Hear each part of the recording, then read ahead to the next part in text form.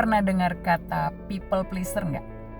Secara sederhana, people pleaser adalah sebutan untuk seseorang yang memiliki dorongan atau kebutuhan yang kuat untuk selalu menyenangkan orang lain, meskipun dengan mengorbankan kebutuhan, kenyamanan, bahkan kebahagiaan mereka sendiri. Seorang people pleaser merasa harga dirinya baru ada jika mereka bisa membuat orang lain senang atau merasa berguna buat orang lain. Yuk kita bahas ciri-ciri utama seorang people pleaser. Yang pertama adalah sangat sulit berkata tidak. Seorang people pleaser selalu mengiyakan ajakan atau permintaan orang lain meskipun sebenarnya mereka tidak punya waktu, uang, atau bahkan mereka sedang kelelahan fisik dan mental. Yang kedua, takut menghadapi konflik. Seorang people pleaser biasanya selalu rela mengiyakan atau pura-pura setuju dengan pendapat orang lain hanya demi menjaga kedamaian atau menghindari perdebatan. Yang ketiga, minta maaf secara berlebihan untuk hal-hal yang sebenarnya bukan kesalahan mereka dan hal-hal yang sebenarnya di luar kendali mereka. Yang keempat, merasa bertanggung jawab terhadap perasaan orang lain. Ketika mood temennya lagi jelek atau suasana lagi canggung, mereka langsung merasa bersalah dan berpikir, apa ini karena aku ya? Yang kelima dan yang parah nih adalah kehilangan identitas diri.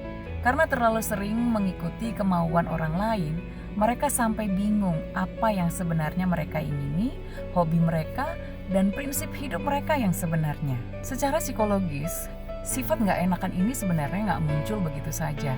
Ada beberapa alasan utama kenapa seseorang punya kepribadian seperti ini. Yang pertama adalah takut ditolak dan ditinggalkan. Ini adalah akar yang paling sering ditemukan. Biasanya, orang yang gak enakan itu sebenarnya punya ketakutan yang ekstrim bahwa jika mereka membuat orang lain kecewa, mereka akan dicap sebagai orang yang jahat atau sombong, dijauhi atau dikucilkan dari pergaulan, bahkan takut ditinggalkan teman atau pasangan. Yang kedua adalah trauma masa lalu dan pola asuh. Biasanya people pleaser ini tumbuhnya di lingkungan dengan keluarga yang hanya memberikan kasih sayang atau pujian ketika mereka menjadi anak yang baik, yang penurut dan tidak merepotkan. Yang ketiga adalah rendahnya harga diri atau low self-esteem.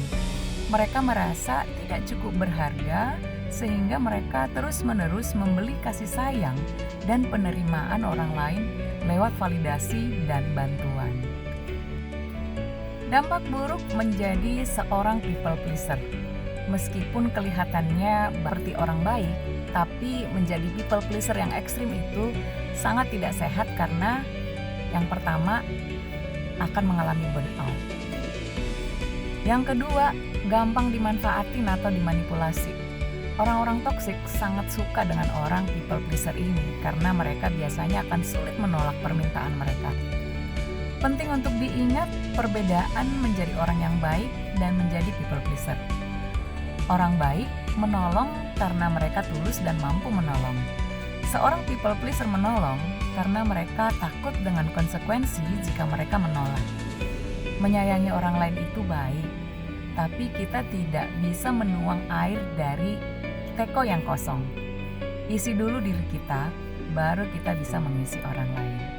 Nantikan psikoedukasi berikutnya bersama saya, Kata Rinda.